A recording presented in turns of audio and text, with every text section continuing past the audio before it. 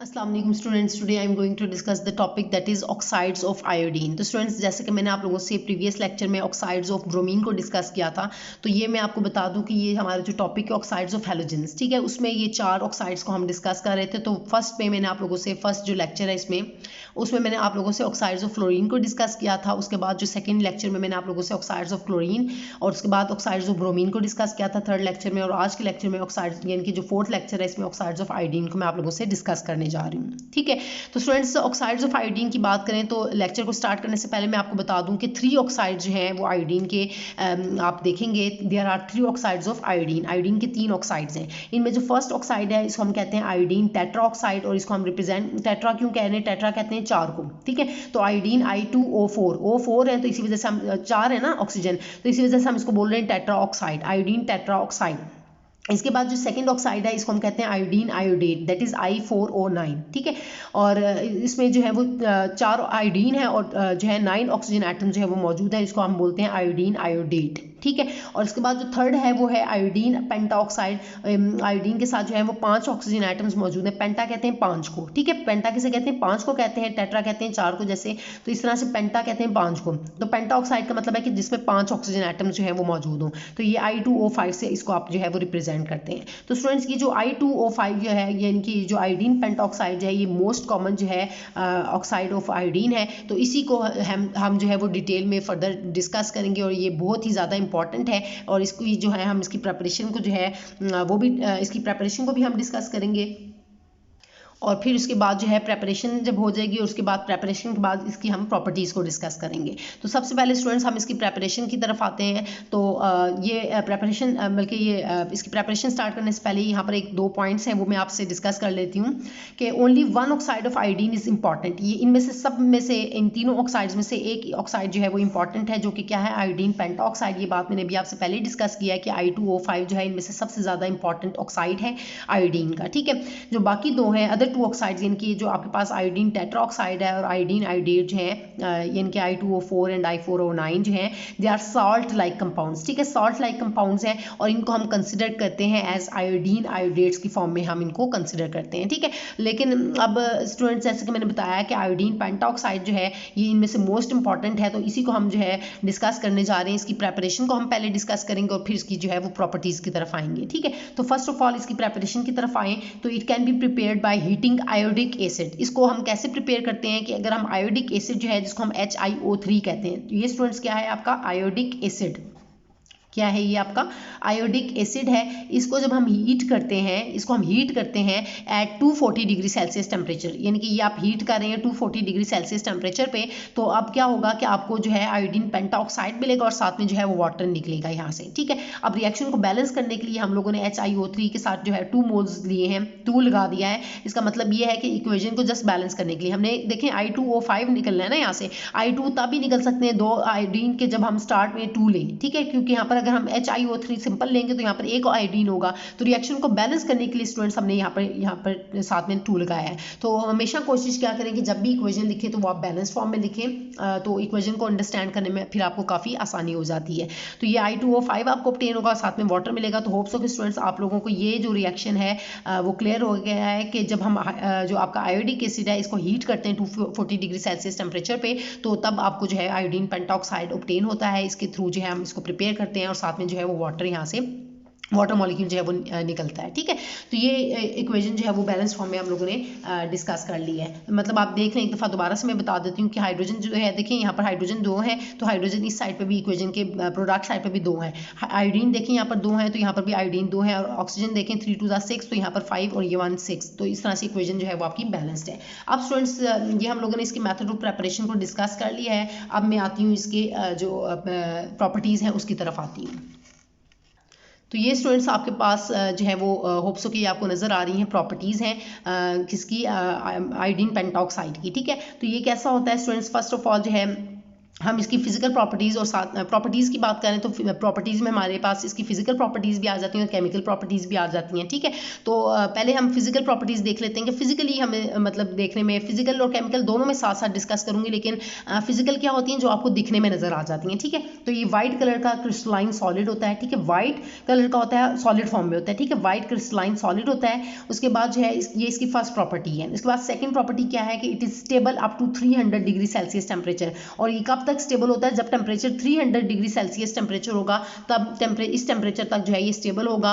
और अगर इससे ज़्यादा टेम्परेचर हो जाए तो ये क्या हो जाएगा? अनस्टेबल हो जाता है, ठीक है, स्टेबलाइज नहीं होता, स्टेबल रहता है ये सिर्फ और सिर्फ 300 डिग्री सेल्सियस टेम्परेचर तक।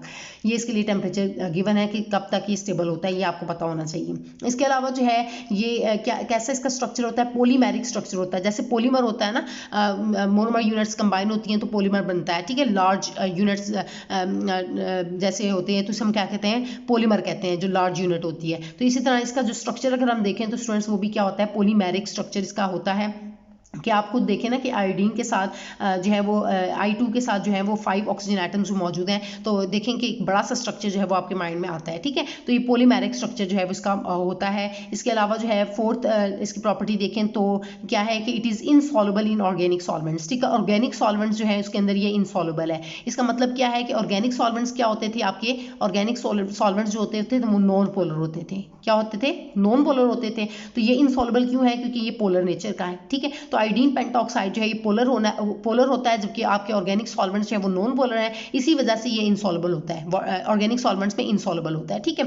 और फिफ्थ प्रॉपर्टी क्या है कि it reacts with water to give HiO3, यानी कि जब हम इसका वाटर के साथ रिएक्शन करेंगे तो ये आपको क्या देगा? आयोडिक एसिड देगा। ये बात आपको याद होगी स्टूडेंट्स के हमने भी ये रिएक्शन किया था, इसकी प्रेपरेशन में हमने पढ़ा था कि जब हम आयोडिक एसिड को हीट करते हैं 240 डिग्री सेल्सियस टेम्परेचर पे, तो तब आपको जो है आयोडीन पेंटॉक्साइड मिलता है और साथ में वाटर। तो ये बिल्कुल इसके ऑपोजिट रिएक्शन आप देख रहे हैं कि यहाँ पर केमिकल रिएक्टिविटी की रिस्पेक्ट से आप देख सकते हैं कि अगर हम इसका वाटर के साथ रिएक्शन करें तो तब ये आपको क्या देता है? आयोडिक एसिड देता है, HiO3। इसको आप क्या बोलते हैं? Iodic acid. क्या बोलते हैं इसको? हम आयोडिक एसिड कहते हैं, ठीक है। तो ये आपको इसके केस में ऑब्टेन होता है, ठीक है।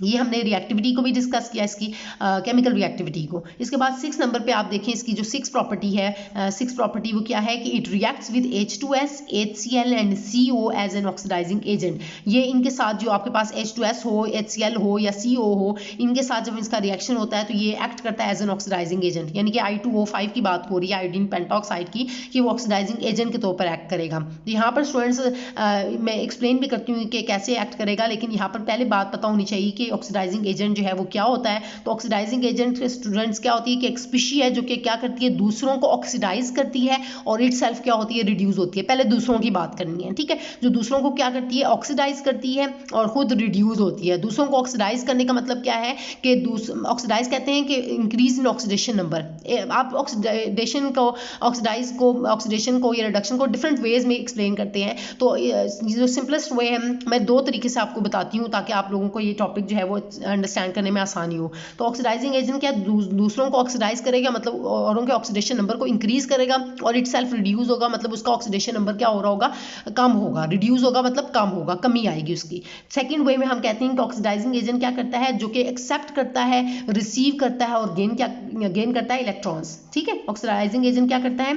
गेन करता है, रिसीव करता है या एक्सेप्ट करता है। मतलब एक ही सेंस है ना, एक ही बात है कि लेता है इलेक्ट्रॉन्स। किससे लेता है? फ्रॉम रिड्यूसिंग एजेंट, ठीक है। तो ये बात आपने याद रखनी है। तो आप देखें स्टूडेंट्स के इसको मैंने भी कहा कि ये इन सब के साथ जब रिएक्ट करेगा एज एन ऑक्सीडाइजिंग एजेंट ये एक्ट करेगा। इसको हम नेक्स्ट ये जो 7th प्रॉपर्टी है उसमें मैं रिएक्शन के थ्रू आपको ये बात एक्सप्लेन भी कर देती हूँ, ठीक है।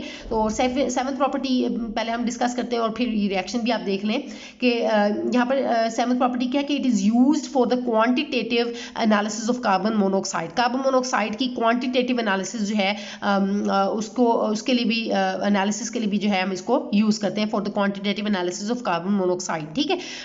आयोडीन पेंटॉक्साइड को यूज किया जाता है। अब यहाँ पर ये रिएक्शन के थ्रू आप देख सकते हैं कि I2O5 जो है इसको हम रिएक्ट करवाते हैं जब कार्बन मोनोऑक्साइड के साथ CO के साथ, तो ये आपको दे रहा है I2 और साथ में 5 मोल्स ऑफ कार्बन डाइऑक्साइड आपको मिल रहे हैं, ठीक है। I2O5 ये आपका आयोडीन पेंटाऑक्साइड है, कार्बन मोनोऑक्साइड के साथ रिएक्शन करवा रहे हैं, तो ये आपको आयोडीन दे रहा है और 5 moles of carbon dioxide, reaction को बैलेंस्ड फॉर्म में लिखा गया है। तो पहले हम इक्वेशन ये आपको मिली है, तो पहले तो ये आपको पता होना चाहिए कि आपके पास जो ये आप इसमें रिएक्ट करके क्या प्रोडक्ट्स बनेंगी। तो प्रोडक्ट्स में आयोडीन और कार्बन डाइऑक्साइड मिलेगी। अब इक्वेशन को बैलेंस फॉर्म में लिखा गया है, तो इसी वजह से यहाँ पर आप देखें कि I2 है, तो यहाँ पर भी I2 है, तो इक्वेशन में दोनों साइड पे आयोडीन बराबर है। ठीक है। अब कार्बन की तरफ आए तो कार्बन यहाँ पर कितने हैं, कार्बन यहाँ पर 5 है, तो यहाँ पर भी 5 कार्बन है, तो रिएक्शन में कार्बन इक्वेशन में दोनों तरफ बैलेंस्ड है। अब ऑक्सीजन देखें तो ऑक्सीजन 5 ही है और 5 ही है, तो 10 है, तो यहाँ पर 5 2 10, ये मतलब कार्बन डाइऑक्साइड निकली है, तो 5 2 10 मतलब इक्वेशन दोनों साइड पे आयोडीन, कार्बन और ऑक्सीजन सब बैलेंस्ड है। ठीक है। तो ये इक्वेशन बैलेंस्ड है। अब स्टूडेंट्स यहाँ पर जो है मैंने भी आपसे बात की थी कि 6 जो हमारे पास प्रॉपर्टी थी उसमें हमने देखा था, मैंने बताया था कि it reacts with H2S, HCl and CO, इनमें से कोई भी हो, ठीक है, ये एक्ट करेगा एज एन ऑक्सीडाइजिंग एजेंट। तो आप देखें कि हमारे पास ये इक्वेशन है, यहाँ पर ये कैसे देखें ना, CO है ना कार्बन मोनोऑक्साइड, तो इसके साथ जब रिएक्शन हो रहा है तो ये ऑक्सीडाइजिंग एजेंट के तौर पर ये जो I2O5 आयोडीन पेंटाऑक्साइड एक्ट कर रहा है एज एन ऑक्सीडाइजिंग एजेंट। तो क्या मतलब है इसका, तो आप देखें यहाँ पर जो है ये अगर हम इसकी ऑक्सीडेशन स्टेट देखें तो ऑक्सीजन की क्या होती है, -2 होती है। ठीक है। ऑक्सीडेशन नंबर जो है, ऑक्सीडेशन नंबर या ऑक्सीडेशन स्टेट जो है वो -2 होती है, तो -2 से हमने मल्टीप्लाई किया इसको, तो 5 2 10, तो ये -10 हो जाएगी, तो ऑटोमेटिकली इस आयोडीन की क्या हो जाएगी, +10। मतलब एक आयोडीन की रिस्पेक्ट से अगर हम देखें तो एक आयोडीन के ऊपर जो है ऑक्सीडेशन नंबर इसका क्या होगा, +5 होगा, 2 के लिए +10 है ना, तो एक के लिए क्या होगा, +5। और आप देखें कि जब ये फ्री स्टेट में होती है आयोडीन, I2 फ्री स्टेट में है, तो ये क्या होगा, इसका ऑक्सीडेशन नंबर क्या होता है, 0 होता है। आप देखें इससे ये पता चला कि ये +5 से जो है वो किस में गई है, 0 में गई है। आप I का लें सिंपल या I2 का लें, तो दोनों स्टेट में यहाँ पर ये क्या फ्री स्टेट में है, तो ये 0 है। ठीक है। तो ये +5 से किधर गया, 0 में गया, तो इसका मतलब क्या है कि ये क्या हो गया, रिड्यूस हो गया, इसकी ऑक्सीडेशन नंबर में क्या आई है, कमी आई है। क्या हुआ है, रिड्यूस हो गया। ठीक है।